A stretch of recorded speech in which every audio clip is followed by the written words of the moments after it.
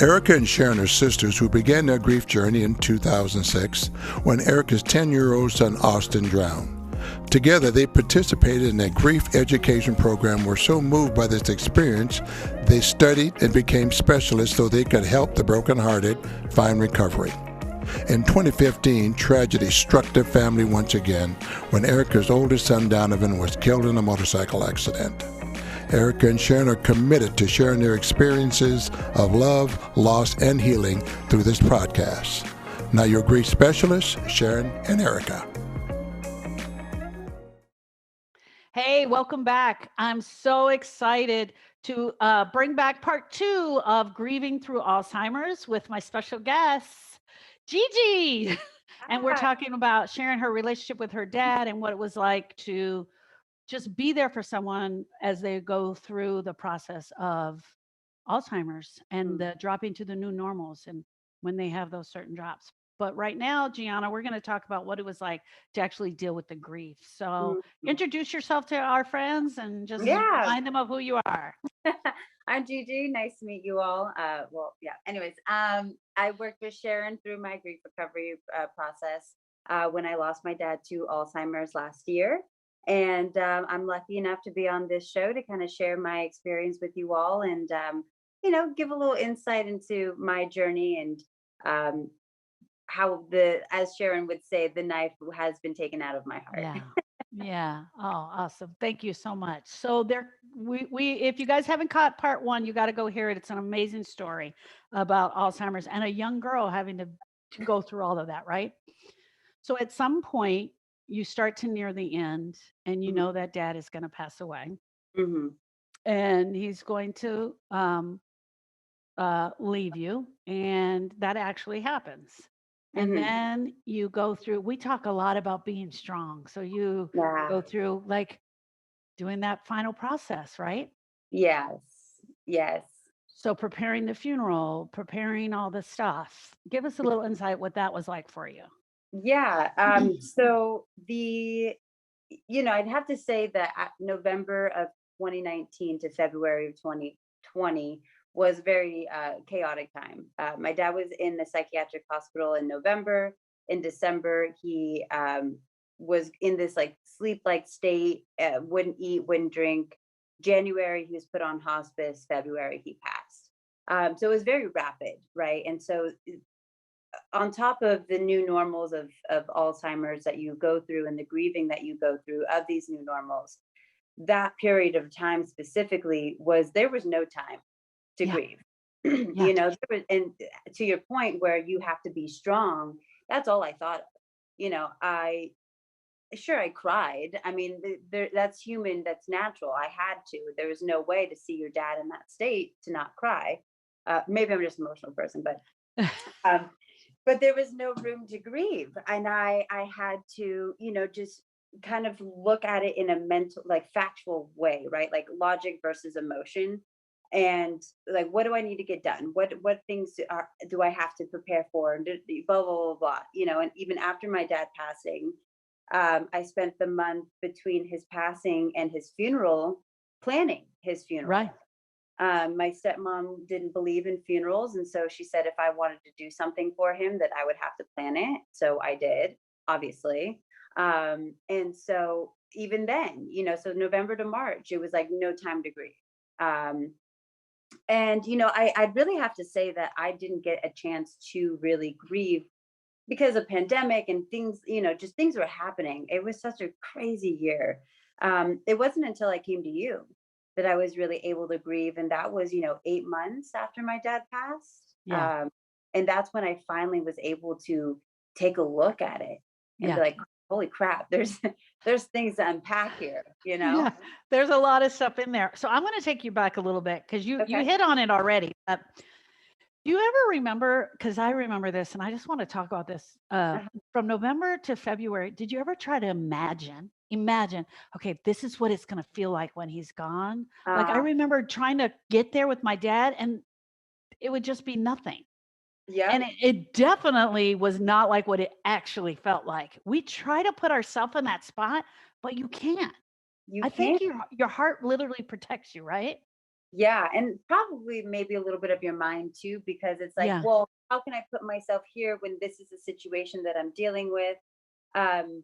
I've got to say, one of the best advice that I was given during that time, especially the last week of my dad's life, was from my boss. Believe it or not, he gifted me a notebook, and he said to write down all of your experiences, your smells, your tastes, your thoughts.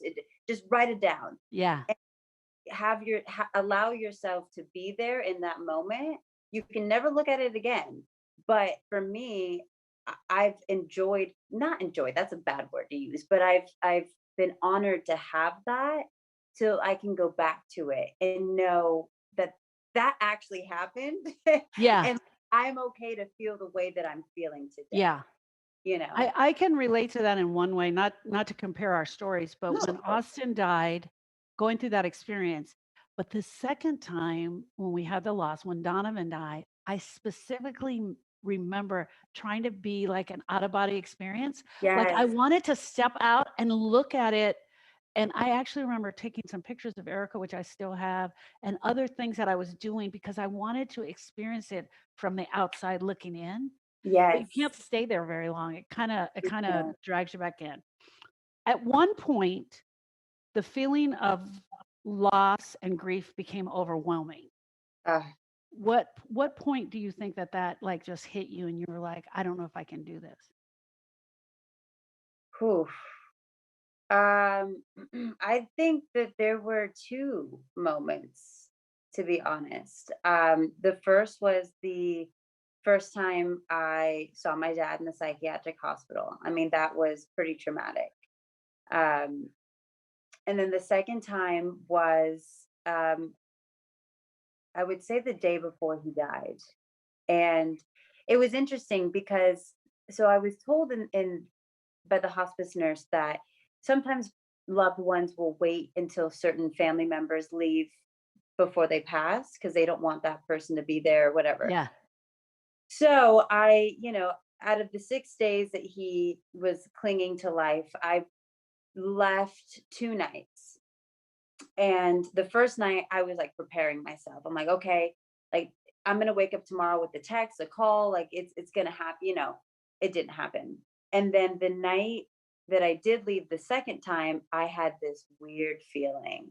And Mm. I was like, and I was so hesitant. I was like, I don't want to go. Should I stay? Should I go? Should I stay? And finally, it was again my boss who told me, you have to give yourself the permission to go home. You Yeah. know, take a shower, sleep in Yeah. your bed. You're not like, I want to go home and party. No. Yeah. Um, and so it was that, I would say, those two moments, the night before he passed and the night that I saw him for the first time in the psychiatric hospital, where I was like, I don't know if I can do this. I Yeah. don't. What is gonna be the future? Because Yeah. what It's is like exit stage left. yeah. You're like, oh my god, can I just hide under a rock and pretend like this isn't happening? Yeah, I distinctly remember at Donovan's funeral, everything was set up. It was getting ready to start, and I was contemplating leaving. Yeah. I was contemplating leaving. I'm like, I've done what I needed to do. I can't do this. I wanted to run. I literally just wanted to run and almost feel like if I could run from it, then it wouldn't affect me. Right. Right. Right. Were you crying a lot at the beginning stages, or did you think the crying picked up? Because a lot of people associate their grief with crying. Hmm. Did you find that you were letting it in and letting it happen? So I think that I would during the time, like the 5 years of my dad's decline, I would cry every once in a while. It wasn't huge for me because, again, the be strong, Right. idea. I think I isolated myself more than I cried. I think that Yeah. my grief came out in different ways that I didn't know was grief. Yeah. Definitely distracted myself from the grief. Um, and then, in that time period of November to February, especially, February to now, I've cried a crap ton. Yeah. I didn't know that I could produce so many tears. Yeah. Like there's some points where I'm so tired of crying, but I can't stop crying. Yeah. And maybe that was because I didn't allow myself to cry for so long Right. that it's just this abundance of Yeah. emotion, but it feels Yeah. good at the It same time. does feel good. It's like the release that really happens to me. And I know you guys have all seen the meme, but it says the tears are the outward sign of our inward love for them, our inward emotions, right? Yeah. But I have so many grievers that come to me and they're like, but I grieved, I cried, and they associate crying with grieving. And I think in some naive ways I did too in the beginning. Yeah. Gigi, let me ask you a question. Prior to Mhm. finding me, what was your plan for how you were going to handle this? Planned? What's the plan? I What didn't did you have one. You didn't, and what did you think what did you think in your mind was gonna happen? Like, eventually, because we talk a lot about the myths of just give it time or keep busy. Did you Yeah. think any of those things Yes. were helping you? Oh, yeah, all that. Oh yeah, all of them. I mean, it'll get better with time. He's in a better place. Distract yourself. It's okay to be not okay, but like don't let other people know that you're not okay. Like Right, put it in. Um, I didn't have a plan, and again, I didn't even know that grief counseling was a thing. right, And I just find it to be it's such a necessity when you're right. going, especially when it's your first big death, Yeah, because, yeah, and that's not to say that if you've had, several major deaths that you aren't going to have the same, results. But I think that when you're facing your first one, it's most important to find this grief counseling, grief recovery program, because now I feel like I'm better equipped to yeah, handle grief in the future, and I'm able to identify grief when it yes, happens. yeah. Uh, but as far as a plan before this, I had none. Cry it out. I don't know. Cry it Eat, out, just eat keep my feelings. going. Yeah. And did you Process. okay, and this is the other thing that I hear a lot, and so I'm gonna ask you this, I'm never gonna feel better. I'll never get over this. Yeah. And I agree the trajectory of your life has changed forever and you won't have dad and there'll be moments that are still emotional, but we don't get over it, we go through it. Would Hmm. you say I'm going to question you, have you gone through the grief? Do you think could you honestly say you've gone through I'll give you a story to answer your question. Okay. So, my dad's a twin, and his name is Tom. And so I hadn't seen my uncle Tom for quite some time, until my dad's funeral. When I first saw Tom, I was so shocked because he's a spitting image of my father. I mean, there's some differences, of course, but it was at the funeral of my dad, looking at a guy that looks like my dad. It was the trippiest experience. I could barely really look at him. So that was February of last year. January, this past January, one of my cousins, his daughters, is having a bridal shower. So we have a very small gathering. We go up to NorCal, and I'm staying for the weekend at his place. And in my head, I'm like, oh, last time was kind of weird. Yeah. How is it? I was going for my cousin because I love her. I wanted to celebrate her. In the back of my mind, I was really worried about how I would react to this. I know that I have gone through grief. I'm not over it, but I've gone through it, and that this program has worked for me because I was able to enjoy my uncle for who he is and still be able to talk about my dad and Yeah. laugh about him and have share memories. And I even brought up some of the binders that my dad put together for my uncle to go through. And I told my family too. I was like, I could not have been here without going through this program. Wow. And it's so true because I mean, I was a mess at the funeral, obviously for many reasons, but for that specific particular reason of seeing my dad through him, that I'm now able, almost a year later, to spend a weekend with my uncle. Well, that is so trippy. I think the average person doesn't have that, but I would able to share with you. Like I remember, I love that your stories because they bring back all these great memories for me. Looking at my uncles who are not twins, but just the way they say things or the way they hold their mouth would be like my dad. And I remember seeing my first uncle and having that same. It was heavy. It was very It was heavy. weird. Yeah, it Yeah. is so. But you had a twin like that is Oh, so different. So I often say that once we experience our loss, we become a member of a club that we didn't want to get into. We didn't fill out the Yeah. application for this club. We didn't want to get there.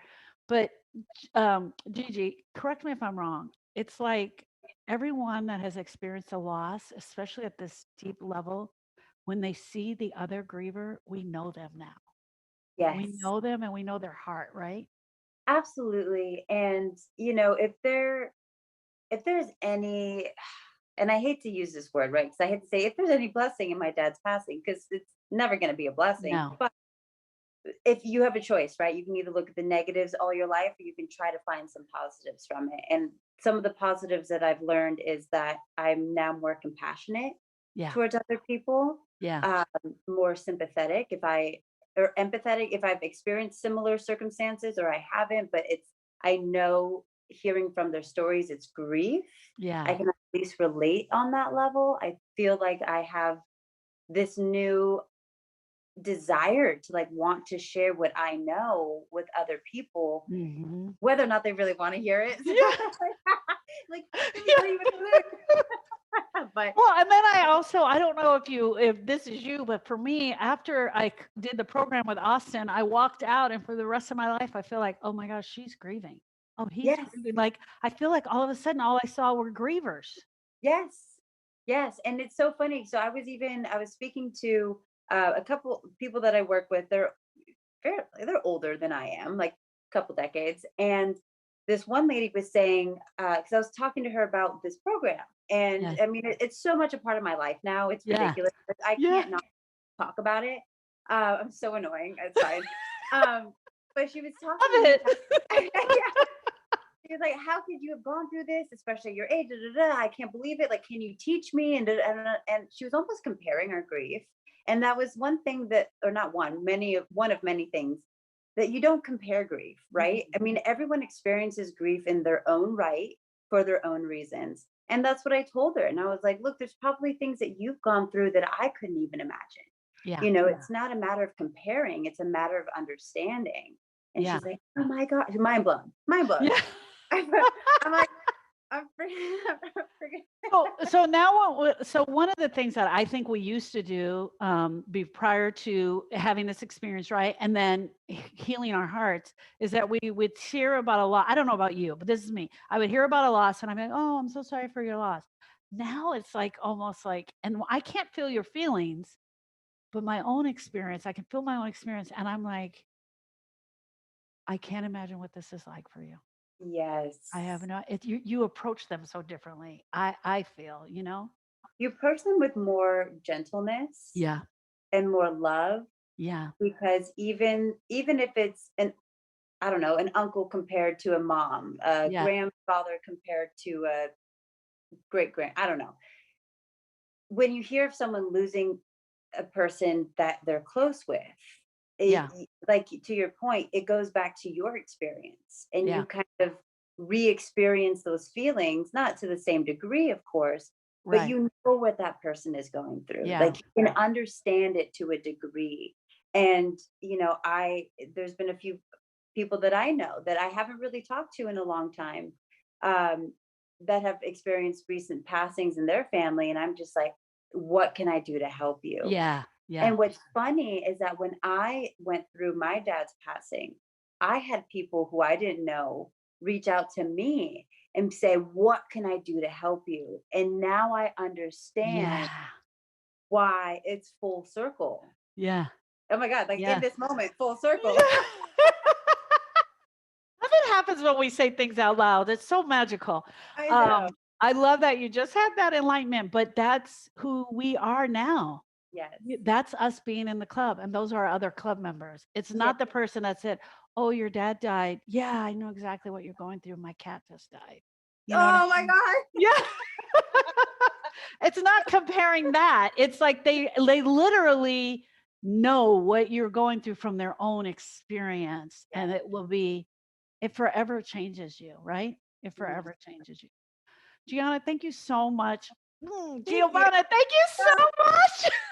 Okay, you guys, here's the joke. I've been calling her Gianna for a year. She just corrected me, so I got to work on that. Anyway, I love that you shared your dad with us, and I'm so excited that you have agreed to come back for Father's Day, and we're going to do Yes. really, really honor him and celebrate him for Father's Day, and you're going to be our guest for Father's Day. I'm Um, excited. okay, friends, thank you so much for listening in. I hope and pray that this podcast gave you guys some enlightenment of what it's like to be the fresh new griever. Thank you so much for allowing us in for this moment. We'll see you on the next show. Bye. Bye. Hi, friends. Erica Honore here with Healing Starts with the Heart. Sharon and I are so glad you joined us for another great episode of our podcast. We hope you enjoyed this episode. We want to let you know for more information, you can go to our website at healingstartswiththeheart.com. There you will find not only today's podcast, but all of our podcasts, along with our blogs, the information on the programs that we offer, and the Griever's Guide, which is something Sharon and I put together to document how we came to be your grief specialists. We also have a quiz to take to identify if you are truly grieving. And if you want to talk specifically with either Sharon or myself, you can schedule an appointment there.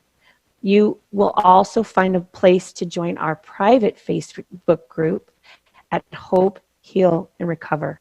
Thank you so much for being with us. Have a great day, friends.